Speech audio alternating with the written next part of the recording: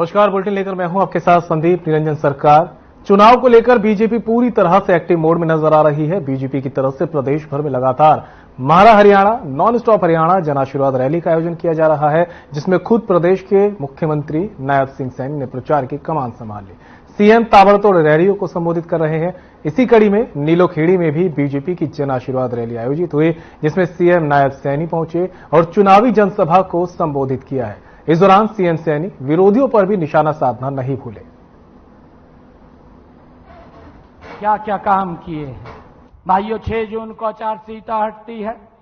7 जून को मैंने यहीं करनाल के अंदर एक कार्यक्रम किया कि हमारे जो गरीब परिवार के लोग हैं, जिनकी इनकम 1 लाख रुपए से कम है, उन्होंने दवाई लेने के लिए किसी को हॉस्पिटल जाना पड़ता है, किसी को सामान लेने के लिए बाजार जाना पड़ता है, किसी को कहीं रिश्तेदारी में किसी फंक्शन में शामिल होने के लिए जाना पड़ता है। भाइयों, हमने हैप्पी कार्ड 7 तारीख को लोगों के बीच में यहीं पर दिया और 1000 किलोमीटर तक हरियाणा रोडवेज की बस में वो 1 साल में फ्री यात्रा कर सकेगा, उसका कोई किराया नहीं लगेगा। ये निर्णय हमारी सरकार ने किया और उसका लाभ लगभग 23 लाख परिवारों को, 84 लाख लोगों को हरियाणा प्रदेश के अंदर देने का काम ये हमारी सरकार ने किया है। भाइयों, 8 तारीख को हमने ये निर्णय किया कि हरियाणा प्रदेश के अंदर बिना पर्ची, बिना खर्ची के 50,000 युवाओं को और सरकारी नौकरी देने का मैंने घोषणा की और मैंने कहा कि हम 50,000 और युवाओं को सरकारी नौकरी देंगे। भाइयों, मैंने 9 तारीख को जो एक और निर्णय किया, ये भी बड़ा निर्णय था कि हमारे हरियाणा प्रदेश के अंदर जो एससी और बीसी समाज की धर्मशालाएं थी हरियाणा प्रदेश के अंदर, उनको मैंने पंचकुला के अंदर एकत्र किया और उन सब के जो प्रमुख लोग थे उन सबको बुला करके एक समय के अंदर उनके बीच में बैठ करके 118 करोड़ रुपया उनके नवीनीकरण के लिए जारी करने का काम ये हमारी सरकार ने किया है। भाइयों, 10 जून को जो भूपेंद्र सिंह हुड्डा भाइयों 100-100 गज के प्लाट दे करके चला गया था, ना कागज थे ना कब्जा था, लोग घूम रहे थे।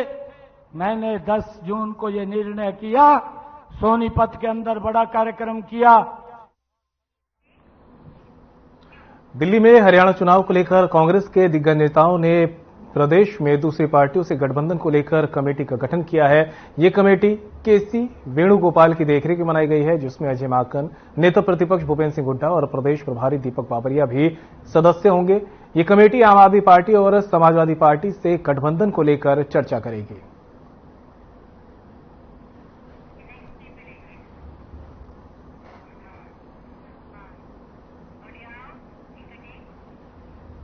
राज्यसभा सांसद किरण चौधरी ने आज अपने जनसंपर्क अभियान के दूसरे दिन गांव रिवासा, ढाणी रिवासा, धारण, दुल्हेड़ी, चनाना सहित करीबन आधा दर्जन गांवों में जनसंपर्क अभियान चलाया। इस दौरान उन्हें कहीं लड्डू तो कहीं फलों से तोलकर व मान सम्मान की सूचक पगड़ी पहनाकर भव्य स्वागत किया गया।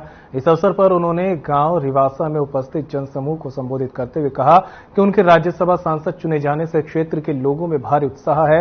क्षेत्र की जनता उन्हें जो मान सम्मान दे रही है वे उनकी सदैव आभारी रहेंगी। लोगों का आह्वान किया कि आने वाले चुनाव में तोशाम क्षेत्र से श्रुति चुनाव लड़ेंगी, उसे भी क्षेत्र की जनता भारी बहुमत से विजयी बनाए। क्षेत्र की जनता श्रुति से बेहद लगाव रखती है।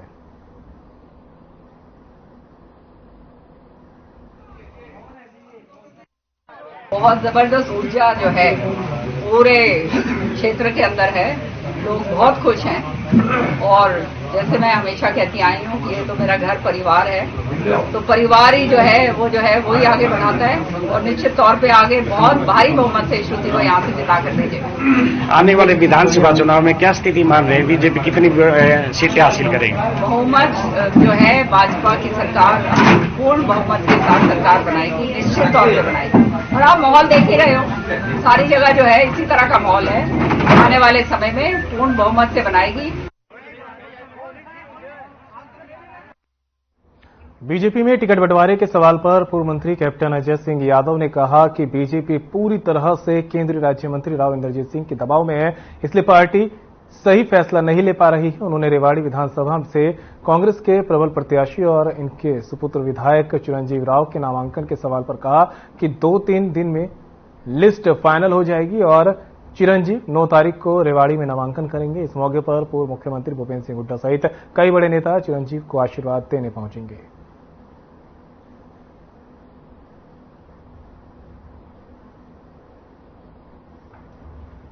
नहीं, देखिए ऐसा है कि क्योंकि मुझे उम्मीद है कि मैक्सिमम जो है 5 या 6 तक लिस्ट आ जाएगी, तो हमने टेंटेटिवली 9 तारीख की हम रखी हमने नामांकन भरने की 9 तारीख को, और हमने जो अपने जितने भी शीर्ष नेता हैं उन सबको हमने बोला है। भूपेन्द्र सिंह हुड्डा जी से भी बात हुई है मेरी, और मैं समझता हूं कि हम 9 तारीख को 10 बजे नामांकन जो है भरने की प्रतिक्रिया करेंगे हम लोग। तो मेरी आपके माध्यम से सभी अपने जो मतदाता हैं उनसे विनती है कि ज्यादा से ज्यादा लोग आकर जो बुजुर्ग हैं आशीर्वाद दें, नौजवान जो हैं साथ दें।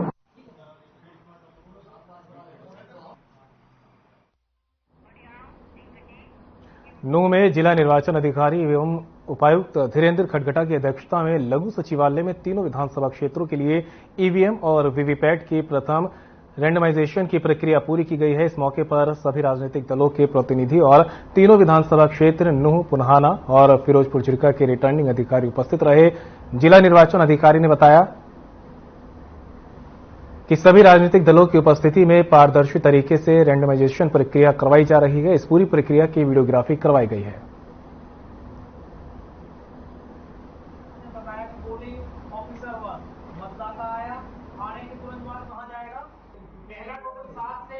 देखिए, इलेक्शन जैसे कि आप जानते हैं इलेक्शन कमीशन के द्वारा घोषित कर दिया गया है, और इसके अंतर्गत इलेक्शन कमीशन के दिशा निर्देशों पे हमने जो ईवीएम थी वेयर हाउस से निकलवा के उसका जो एफएलसी कराई, और एफएलसी करा के जो बीएल के जो प्रतिनिधि उनके द्वारा किया गया, और उसके जिसमें कि सभी पॉलिटिकल पार्टीज भी आमंत्रित थे। उन्होंने उनके दिशा निर्देश में सीसीटीवी कैमरे के अंदर हमने किया। उसके बाद अब क्योंकि इलेक्शन डिक्लेयर हो गया है, हमने उनका जो विधानसभा वाइज उनकी फर्स्ट रैंडमाइजेशन की है।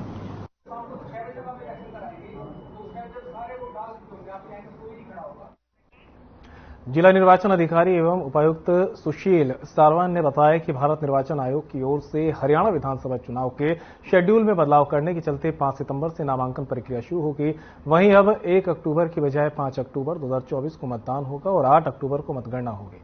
पुलिस प्रशासन की तरफ से 810 बूथों पर पर्याप्त मात्रा में पुलिस अधिकारियों और कर्मचारियों की नियुक्ति की जाएगी। विधानसभा आम चुनाव 2024 को शांतिपूर्ण ढंग से संपन्न करवाने के लिए जिला प्रशासन की तरफ से पूरे जिले में 67 सेक्टर अधिकारी नियुक्त किए गए हैं। इसके अलावा 24 zonal magistrate, 24 flying squad team, 24 static surveillance team और 4 वीडियो सर्विलांस टीम नियुक्त की गई हैं।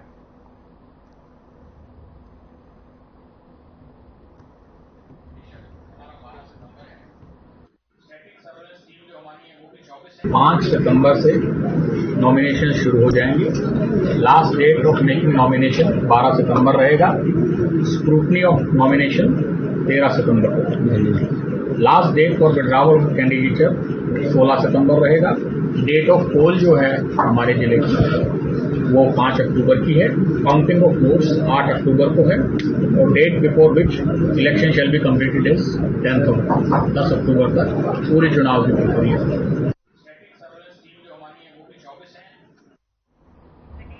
कुरुक्षेत्र जिले में विधानसभा चुनाव को लेकर प्रशासन ने कमर कस ली है। जिले की 4 विधानसभाओं के 7,70,356 मतदाता अपने मत का प्रयोग करेंगे। 2 दर्जन उड़नदस्ते और 4 वीडियो सर्विलांस टीमें गतिविधियों पर नजर रखेंगी। कुरुक्षेत्र जिले में चारों विधानसभा क्षेत्र थानेसर, पिहोवा, लाडवा, शाहबाद में चुनाव को लेकर प्रशासन पूरी तरह से तैयार है।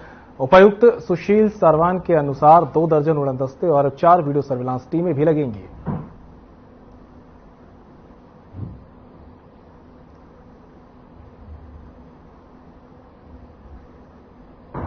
5 सितंबर से नॉमिनेशन शुरू हो जाएंगे। Last date of making nomination 12 सितंबर रहेगा। स्क्रूटनी ऑफ नॉमिनेशन 13 सितंबर को होगी। Last date for withdrawal of candidature 16 सितंबर रहेगा। डेट ऑफ पोल जो है हमारे जिले की वो 5 अक्टूबर की है। काउंटिंग ऑफ वोट्स 8 अक्टूबर को है और date before which election shall be completed is 10th of October. 10 अक्टूबर तक पूरी चुनाव की प्रक्रिया पूरी कर दी जाएगी। हमारे यहाँ पर पूरे जिले में फ्लाइंग स्क्वाड टीम्स जो हैं वो 24 हैं, 6 टीम पर असेंबली। स्टैटिक सर्विलेंस टीम जो हमारी है वो भी 24 हैं, 6 टीम है पर असेंबली। वीडियो सर्विलेंस टीम हमारी 4 हैं, एक टीम एक असेंबली के लिए। Zonal magistrate for poll and pre poll day they are 24 in number, 24 हैं, 6 जोनल मजिस्ट्रेट्स हैं पर असेंबली। टोटल सेक्टर ऑफिसर्स हमारे 67 हैं, 67 अफसरों को सेक्टर ऑफिसर्स लगाया गया है।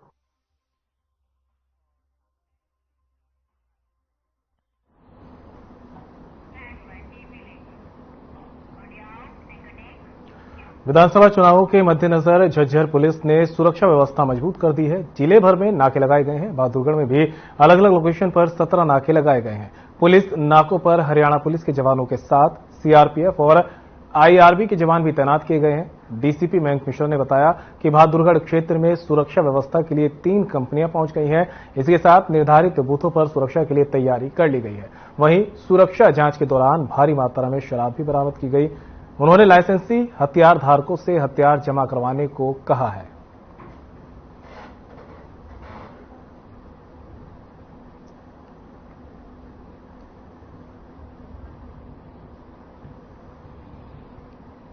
ये जो अभी हमारे विधानसभा के चुनाव होने वाले हैं, तो इसके रिगार्डिंग जो बहादुरगढ़ पुलिस है उसने पूरी तरह से तैयारी कर रखी है। इस चुनाव को शांतिपूर्ण ढंग से कराने के लिए हमने जिले में 17 नाके लगाए हुए हैं। जो हमारे पास 2 सीआरपीएफ की कंपनी प्राप्त हुई है और एक आईआरबी की कंपनी, जिसके देखरेख में हम काफी सारी सिक्योरिटी अरेंजमेंट्स हर जगह पे ऐसे वल्नरेबल पॉइंट्स जहां पे किसी अपराधी का या लार्ज स्केल में लिकर का या कैश का मूवमेंट हो सकता है, वहां पर हम इंटरसेप्ट करने का प्रयास कर रहे हैं। प्रवासी श्रमिक की पीटकर हत्या करने का मामला सामने आया है। दरअसल पूरा मामला चरखी दादरी से है, जहां पर पुलिस ने 9वें आरोपी को काबू कर लिया है। वहीं 1 दिन का रिमांड हासिल किया गया है। पुलिस को दिए गए अपने बयान में पश्चिम बंगाल के साउथ 24 परगना जिला निवासी सुजाउद्दीन सदर ने बताया कि रिश्तेदार बाढ़ड़ा में जुई रोड पर झुग्गी झोपड़ी बनाकर रहते हैं। शिकायतकर्ता ने बताया कि कुछ लड़के ने साबिर मलिक को कबाड़ देने के बहाने बस स्टैंड की तरफ बुला लिया।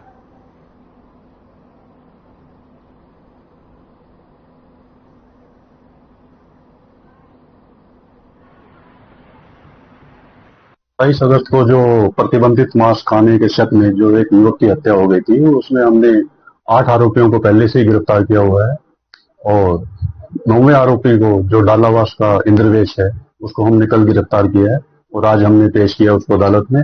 वहां से 1 दिन का रिमांड हासिल किया है, पुलिस रिमांड हासिल किया है, जिससे उससे गहनता से पूछताछ की जाएगी। मामले में अब तक कितने आरोपी गिरफ्तार हो चुके हैं? मामले अब तक 9 आरोपी को हमने गिरफ्तार किया जा चुका है और गहनता से पूछताछ की जा रही है। बीते कुछ दिनों पहले अंबाला शहर में कमल विहार में पति पत्नी की घर के अंदर ही डेड बॉडी मिलने का मामला सामने आया था। तभी से पुलिस जांच पड़ताल में जुटी हुई थी। अब पुलिस ने 3 आरोपियों को गिरफ्तार कर लिया है और गुत्थी सुलझाने का दावा करते हुए आरोपियों को रिमांड पर लेकर पूछताछ कर जल्द खुलासे की बात कही है।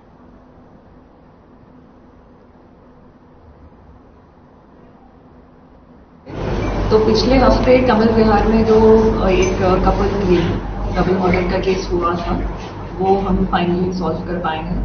तो इसमें हमने 3 अरेस्ट करी है। ये 3 लोगों के द्वारा किया गया हत्या को अंजाम दिया गया था, जिसमें से मुख्य रूप पे एक देवेश नाम का लड़का है जो जिम चलाता था और जो हमारे मृतक है संजय जी वो वहां पर जाते थे एंड आपस में इसकी कोई पुरानी रंजिश भी रखता था संजय जी के प्रति। तो फिर इसने सोचा था अपने दिमाग में कि मौका मिलते हुए कभी बदला लूंगा, और ये जब फिर इसने सोचा कि इन दोनों की हत्या करनी है तो इसने पैसों का लालच देकर अपने बाकी 2 साथी, जिसमें मन्नी उर्फ साहिब और सुनील नाम के 2 लड़के हैं, उनको इसने अपने साथ शामिल किया। और इन तीनों ने पहले जो भूमिका बनाई उनके घर में एंट्री लेने के लिए, वो ये थी कि 3-4 दिन से वो इनको अप्रोच कर रहे थे कि जी हम आपका फर्स्ट फ्लोर पे जो रूम्स आपने बनाए हैं वो हम किराए पे लेना चाहते हैं। तो ये एज पोटेंशियल टेनेंट्स उनके घर एक आध बारी होकर भी आए, प्रॉपर रेकी करके रहे, और फिर फाइनली वेडनेसडे 28 अगस्त की रात को ये लोग गए कि जी हम कुछ सिक्योरिटी डिपॉजिट वगैरह दे देंगे, बात फाइनल कर लेते हैं। तो इसके चलते उनको एक ट्रेंडी एंट्री मिली उनके घर में और इन्हें मौका देखते ही फिर फरीदाबाद सेक्टर 12 स्थित छठी मंजिल से कूदकर एक 50 साल के व्यक्ति ने आत्महत्या कर ली है। शख्स ने वकीलों के चैम्बर की 4थी मंजिल से छलांग लगा दी, जिसे मौके पर ही व्यक्ति की उसकी मौत हो गई है। फिलहाल पुलिस पूरे मामले की जांच में जुटी हुई है।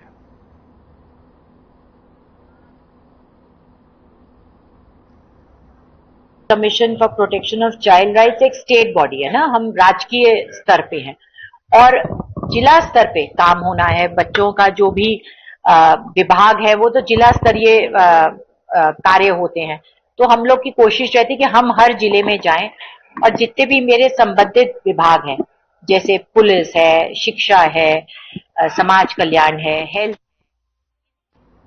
फरीदाबाद में बादशाह खान सिविल अस्पताल में 21 अगस्त को डिलीवरी के दौरान एक महिला की गलत तरीके से डिलीवरी करने के दौरान पेट में पल रही उसकी बच्ची की मौत हो गई थी, जिसके बाद पीड़िता महिला के पति, सास और मां ने डिलीवरी कराने वाली 4 नर्सों पर मारपीट और जबरन डिलीवरी कराने के गंभीर आरोप लगाए थे, जिसके बाद सिविल सर्जन ने इसकी जांच करवाई।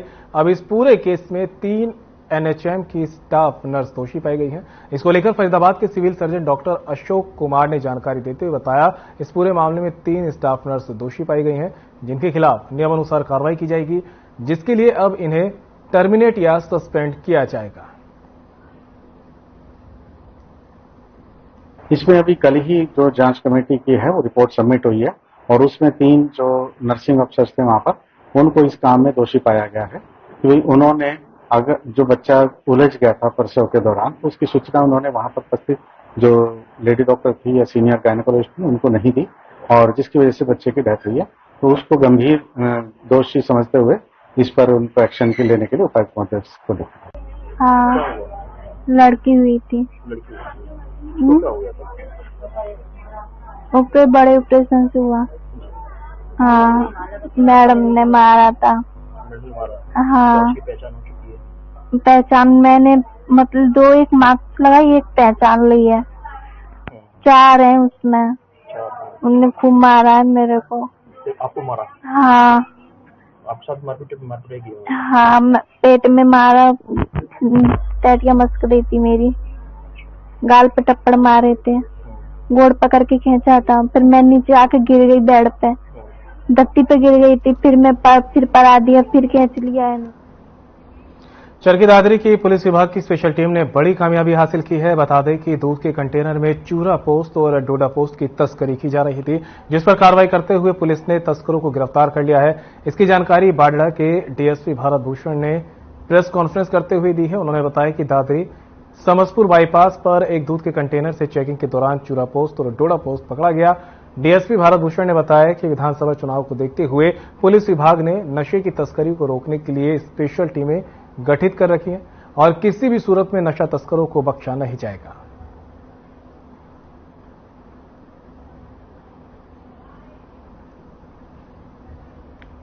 ये कल एबीटी स्टाफ को सूचना मिली थी कि 152D से टोल प्लाजा से उतरते ही एक गाड़ी जो कंटेनर है जिसमें सूखा दूध है उसमें कई लोग नशे की तस्करी कर रहे हैं। तो एबीटी स्टाफ ने उसको कंटेनर को छापा मारा कंटेनर तक, तो उसमें 2 व्यक्ति मिले और कंटेनर के कैबिन से 10 किलो डोडा पोस्त और 31 किलो चूरा पोस्त बरामद किया गया है। हमने केस रजिस्टर कर दिया है और दोनों आरोपियों को अरेस्ट करके उनका पुलिस रिमांड हासिल किया जा रहा है और गहनता से पूछताछ की जा रही है। सुमित अंतिल ने पेरिस पैरालंपिक 2024 में गोल्ड मेडल जीत लिया है। उन्होंने मेंस F64 कैटेगरी में 70.59 मीटर दूर भाला फेंककर गोल्ड पर कब्जा जमाया और साथ ही पैरालंपिक रिकॉर्ड को भी ध्वस्त कर दिया है। परिजन एक दूसरे को मिठाई खिलाकर खुशियां मना रहे हैं। इस दौरान उनकी मां और मौसी ने खुशी जाहिर करते हुए बताया कि सुमित ने बहुत अच्छा करके दिखाया है। उन्होंने एक सड़क दुर्घटना में अपना एक पैर खो दिया था, लेकिन फिर भी उन्होंने हार नहीं मानी और अब लगातार मेडल जीतकर संपूर्ण हरियाणा और देश को खुशियां दे रहे हैं। सुमित ने हमारे झोली में बहुत बड़ी खुशी डाल दी है। दिवाली आने से पहले ही हमारे यहाँ दिवाली आ गई है।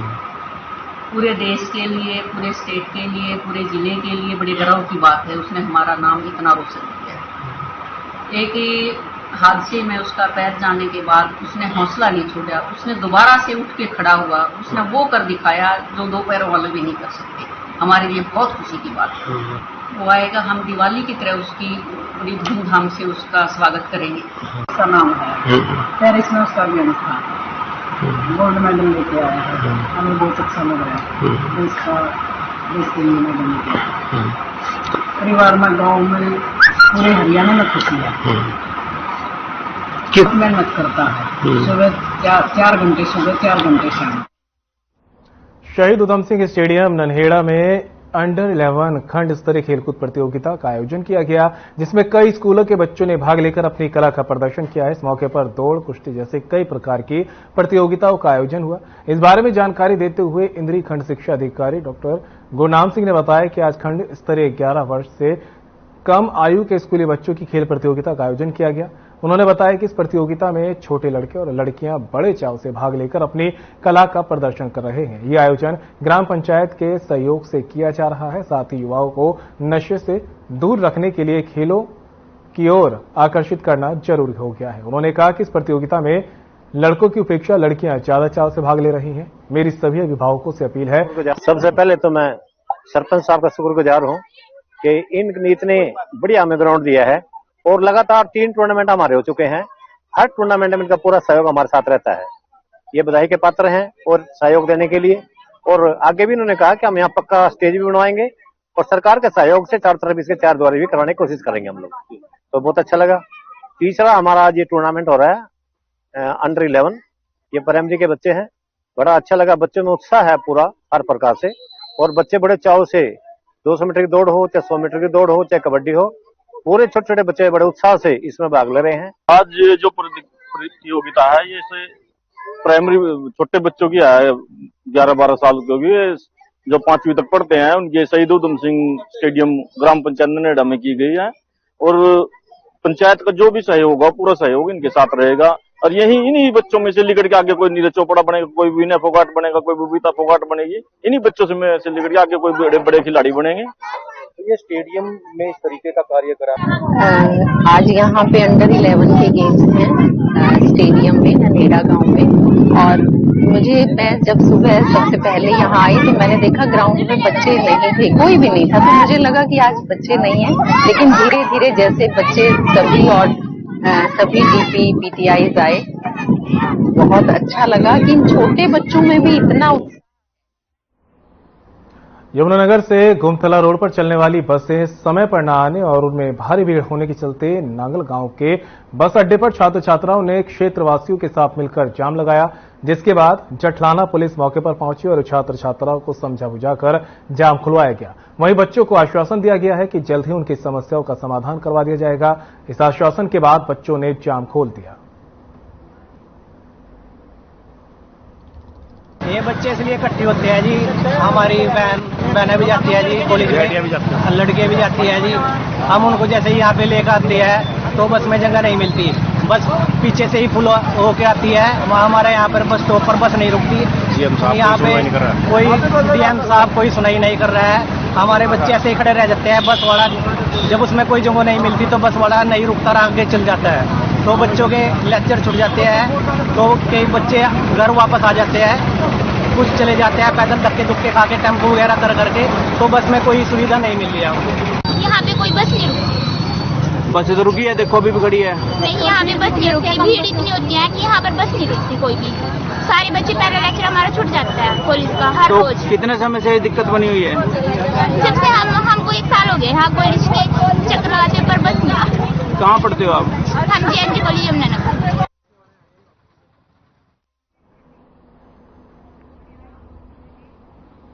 बुलेटिन मेरे साथ इतना ही, लेकिन जाते जाते एक नजर इस वक्त की सुर्खियों पर।